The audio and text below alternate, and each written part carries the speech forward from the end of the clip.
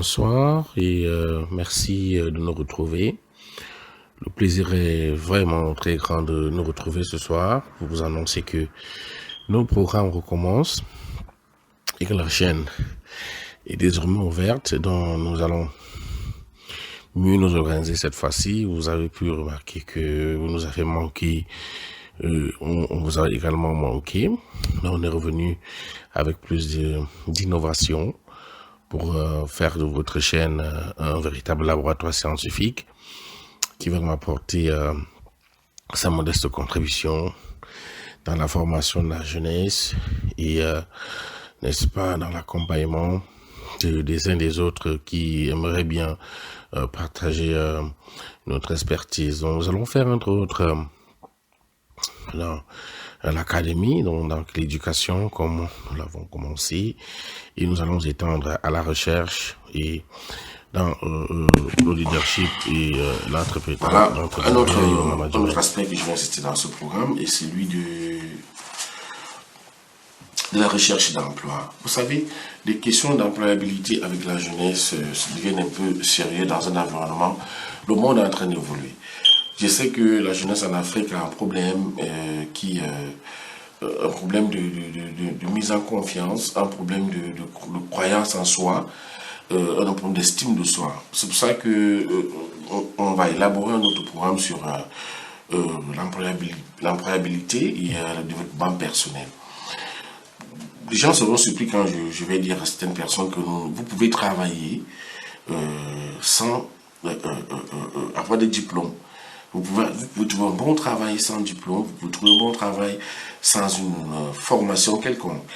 Et c'est à ce niveau-là que nous allons mieux expliquer, par exemple, la différence entre le CV et la lettre de motivation.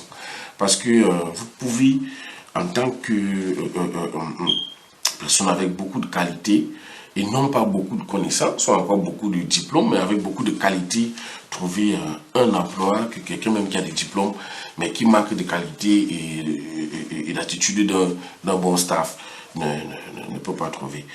Donc, voilà un peu pour la petite histoire. Donc, vous rassurez que les programmes reprennent dans notre chaîne.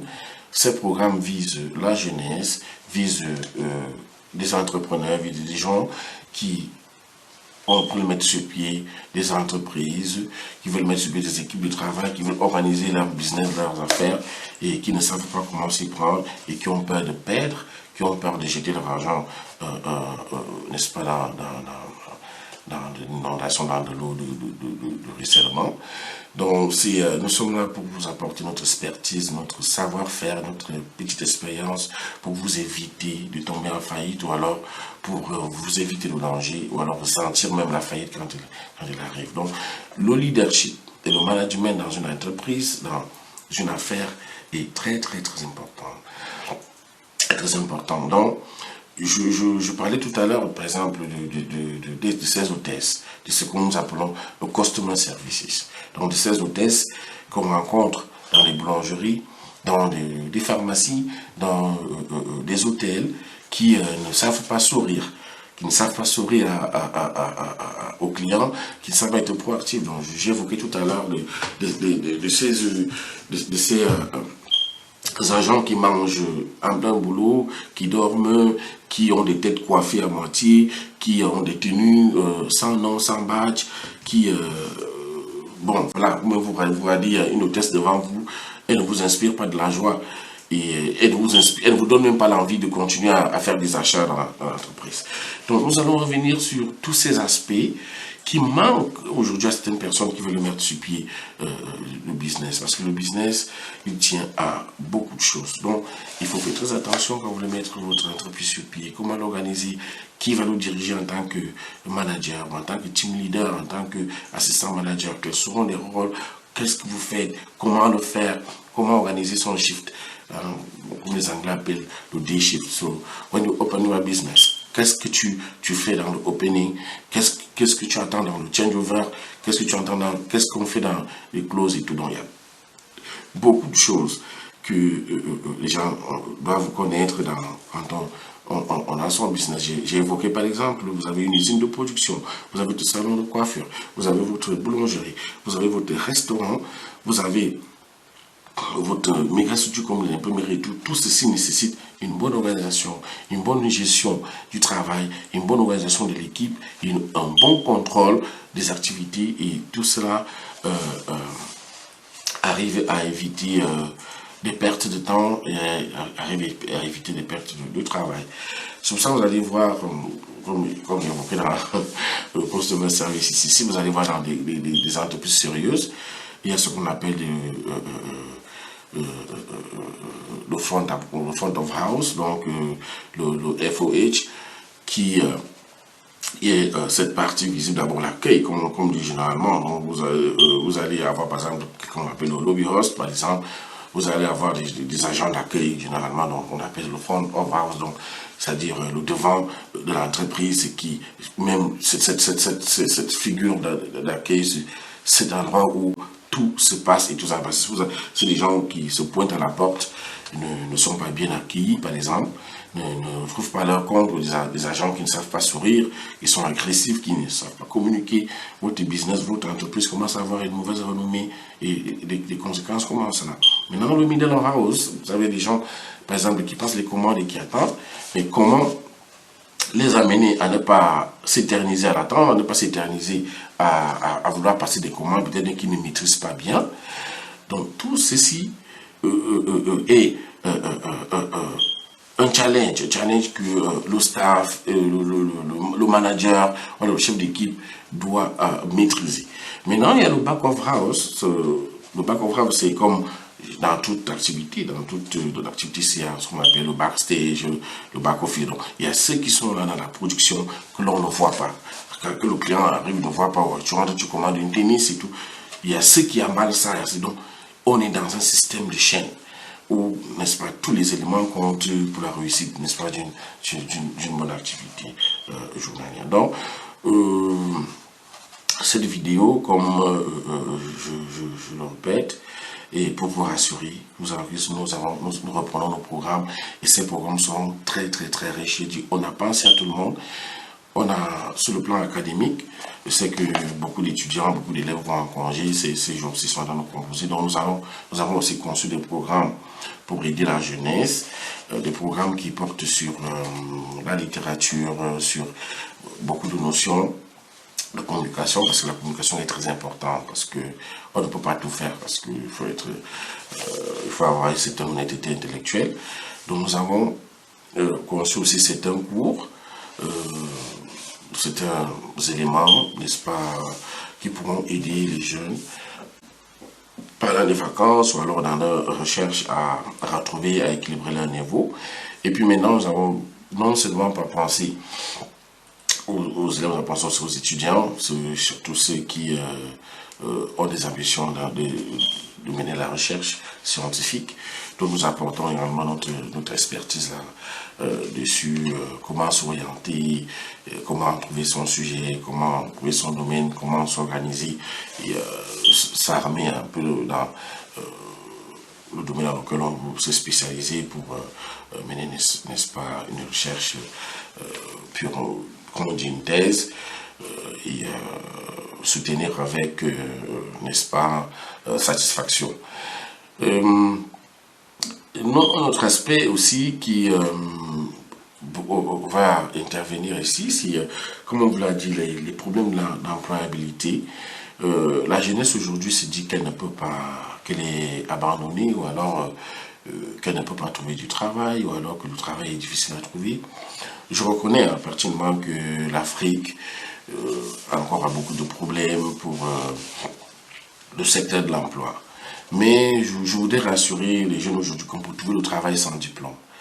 On peut trouver un bon travail sans diplôme, mais qu'on a besoin juste de très bonnes qualités, d'être une très bonne personne, qui a une bonne moralité, qui a des bonnes attitudes, parce que vous pouvez trouver le travail mieux que quelqu'un même qui est outillé, qui a tous les diplômes. C'est pour ça que j'insisterai dans les prochains cours sur la différence entre le CV et la lettre de motivation.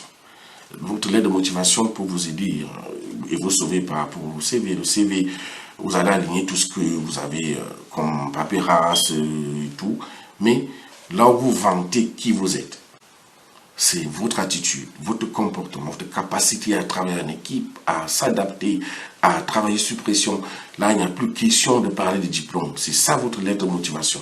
Donc, vous parlez de vous, vous vous vantez, comme vous vantez, vous vendez comme un produit qui se vend sans tenir compte même des diplômes, tout ce que vous avez reçu, mais qui vous êtes, qu'est-ce que vous pouvez apporter en tant que un nouveau staff, en tant que nouvel employé, qu'est-ce que vous pouvez apporter de particulier. C'est pour ça qu'il est important de maîtriser le travail, l'offre, les détails de l'offre, c'est-à-dire qu'est-ce que l'employeur attend dans le poste pour lequel vous allez postuler. C'est pour ça qu'il faut aller en sachant que le poste, l'employeur a détaillé qu'il veut une personne comme ci, comme ça, avec telle attitude, telle qualité, et c'est les mêmes arguments que vous prenez pour vous présenter et pour vous défendre. Bref, nous reviendrons en profondeur dans tous ces cours. Et n'hésitez pas à nous consulter, à nous contacter pour ceux qui veulent en savoir plus, surtout sur le côté du leadership et du management.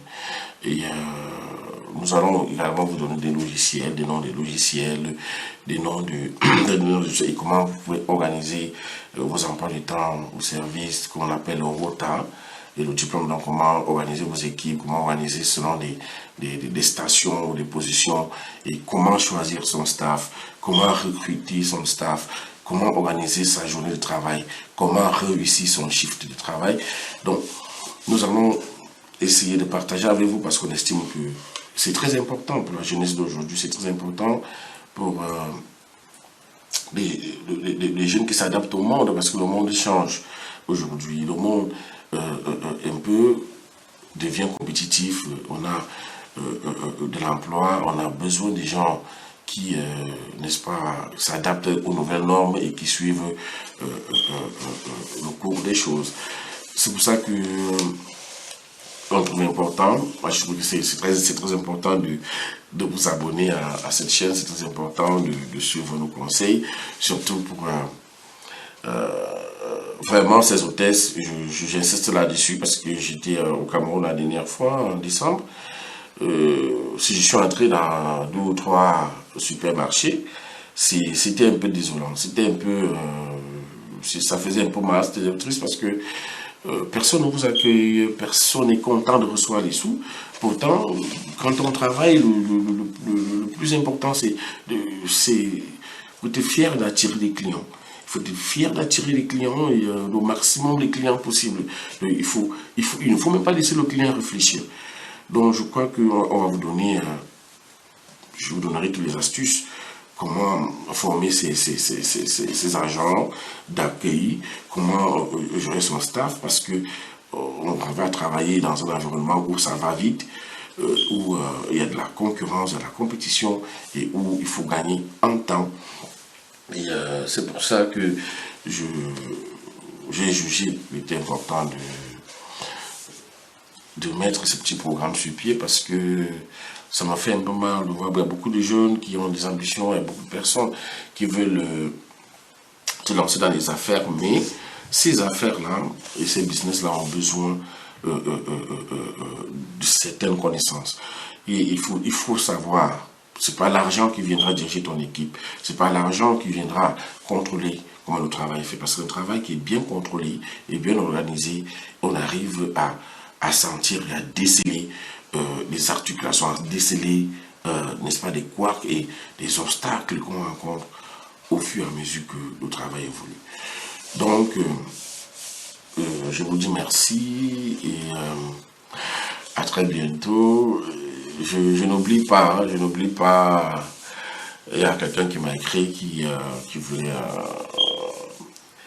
un petit cours sur les marqueurs, les éléments organisationnels d'un texte. Je reviendrai là-dessus pour la prochaine vidéo que je ferai. Je vais introduire là rapidement pour faire un petit cours de communication à ces enfants qui veulent se lancer l'écriture, les produits, les articles, les dessins animés, tout. Donc, il y a un certain nombre de logiques qu'il faut savoir. Je ne sais pas pourquoi les programmes de littérature au Cameroun, en fait, ne vous proposent pas ces cours qui sont très importants, à savoir qu'est-ce qu'on appelle un sous-titre, qu'est-ce qu'on appelle un titre, qu'est-ce qu'on appelle le chapeau, qu'est-ce qu'on appelle l'intertitre, et le paragraphe, et bon, voilà, c'est des petites choses que vous devez maîtriser. Comment est-ce qu'elle est placée, comment est-ce qu'elle est reconnaître dans un texte, et comment les organiser. Donc, comment organiser ces marqueurs quand vous voulez produire l'écrit ou alors quand vous voulez étudier.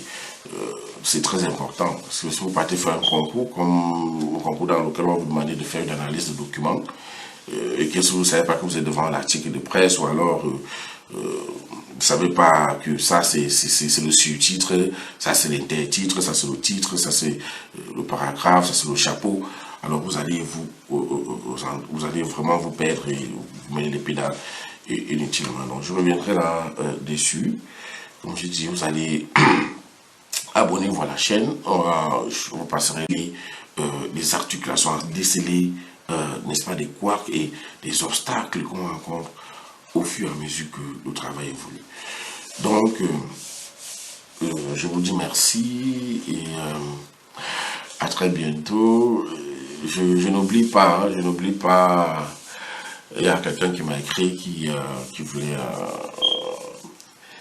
un petit cours sur les marqueurs, hein, les éléments organisationnels d'un texte. Je reviendrai là-dessus pour la prochaine vidéo que je ferai. Je vais introduire là rapidement pour faire un petit cours de communication à ces enfants qui veulent se lancer dans l'écriture, qui veulent produire des articles, les dessins animés, tout. Donc, il y a un certain nombre de logiques qu'il faut savoir.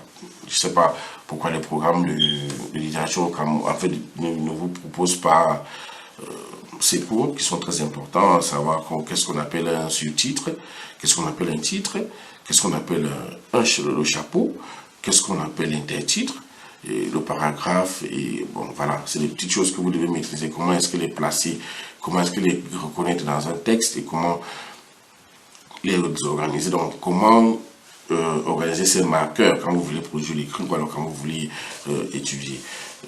C'est très important, parce que si vous partez faire un concours, comme un concours dans lequel on va vous demander de faire une analyse de documents, et que si vous ne savez pas que vous êtes devant un article de presse, ou alors vous ne savez pas que ça c'est le sous-titre, ça c'est l'intertitre, ça c'est le titre, ça c'est le paragraphe, ça c'est le chapeau, alors vous allez vraiment vous perdre et vous mêler les pédales inutilement. Donc je reviendrai là-dessus. Comme je dis, vous allez abonnez-vous à la chaîne. Je vous passerai le lien, le mail, et puis tous les contacts possibles pour ceux qui aimeraient une expertise en inbox ou privé, ou qui aimeraient des questions, qui aimeraient poser des questions pour plus de maîtrise et pour plus de connaissances dans tout ce qu'on a cité tout à l'heure. Donc, pour les programmes, les programmes sont divers. Donc, nous allons également travailler naturellement sur les arts, donc c'est dans tout domaine de prédilection, donc les arts du spectacle, les arts de la scène, à savoir le théâtre, le cinéma, la danse, voilà, la danse, et le théâtre, le cinéma, la danse, la chorégraphie, la mise en scène, et tout ce qui peut comporter la communication artistique, analyse des spectacles, comment concevoir, écrire des pièces de théâtre et tout ce que cela concerne, la direction d'acteurs, qui est aussi un domaine très important. Nous allons développer tout ça. Donc vous pouvez rentrer sur la chaîne, vous allez voir comment on a commencé, vous allez voir comment, parce qu'on a tout laissé, hein, on a tout laissé, vous savez, quand vous voulez garder la genèse d'une activité, il faut toujours laisser que les gens découvrent comment vous avez commencé, quelles sont les difficultés que vous avez connues, tout. Maintenant, on peut vous rassurer que la chaîne, elle est en train de grandir, elle est en train de aussi, c'est un partenariat, elle est en train devenir un peu professionnel, donc nous évoluons, nous évoluons, et puis je profite de l'occasion pour vous demander, présenter un peu tous les regrets, hein. S'il y a des limites, il y a des choses qu'on n'a pas pu bien faire, c'était le début, c'était une façon aussi d'expérimenter un peu. Mais maintenant, nous allons démarrer effectivement et vous dire, n'ayez pas peur, hein, pour ceux qui ont besoin de faire leur CV, ceux qui veulent passer des interviews avec succès, ceux qui ont peur, qui se disent ils ne méritent pas un CV. Tout le monde a un CV. Même dans la sorcellerie, on a un CV. Donc, au 21e siècle, n'est-ce pas, en 2020, un être humain ne peut pas exister sans CV. Même le pousseur que vous allez rencontrer à Mokolo a son CV. Même dans un village, on va vous dire que même parmi les vignerons de vin, il y a le meilleur. Donc, chacun peut se faire un CV, chacun peut se mettre en valeur. Il est juste question de savoir d'abord être sûr de nous, être sûr de nous-mêmes et croire à nous-mêmes et savoir que nous sommes utiles et que rien n'est perdu parce que tout le monde est utile. Tout le monde est utile. Tout le monde sait faire quelque chose. C'est juste savoir mettre les gens là où il faut, quand il faut et comme il faut. Donc, chers frères et sœurs, chers abonnés, chers amis, chers élèves, chers étudiants, portez-vous bien. C'était un plaisir de partager avec vous ces quelques instants et que vous soyez épargnés du Covid et que nous puissions continuer nos programmes sans difficulté. Donc, portez-vous bien et à très bientôt. Ciao, ciao, ciao, ciao, ciao. Merci.